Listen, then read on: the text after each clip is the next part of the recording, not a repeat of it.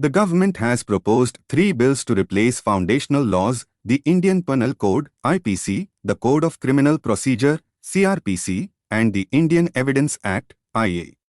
The bills under examination by the Parliamentary Standing Committee on Home Affairs are the Bharatiya Nyaya Sanhita Bill, IPC replacement, Bharatiya Nagrik Suraksha Sanhita Bill, CRPC replacement, and Bharatiya Sakshya Bill, IA replacement. Key questions arise regarding their alignment with modern jurisprudence, reformative versus punitive focus, incorporation of Supreme Court directions, consistency in implementation, age provisions, gender-related offences, and potential overlaps with special laws.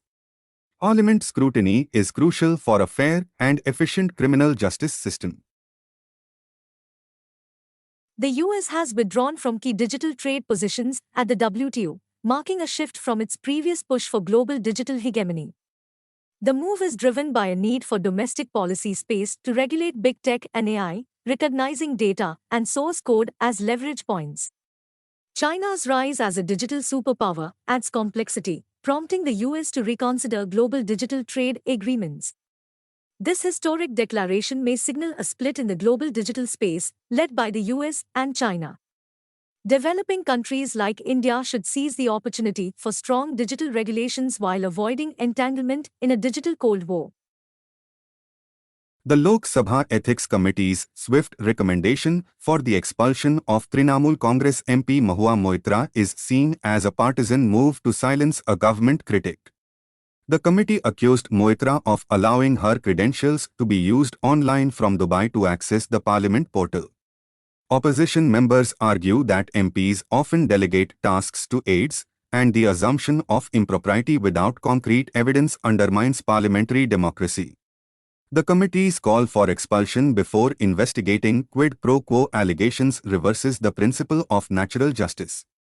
Critics demand a broader investigation into how MPs handle parliamentary questions, criticizing the selective focus on Moitra.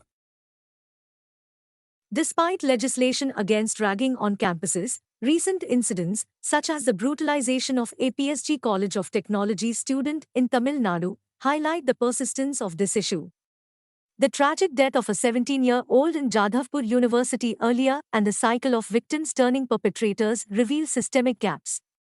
The R.K. Raghavan Committee emphasized the need for prevention, not just prohibition, urging regulatory authorities and educational institutions to ensure a ragging-free environment.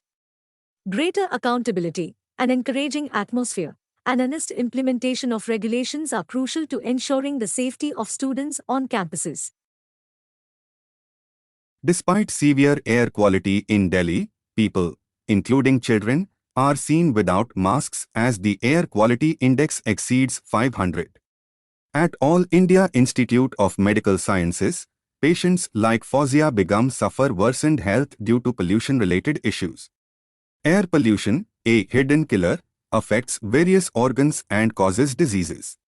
In 2019, 1.67 million Indians died prematurely due to air pollution.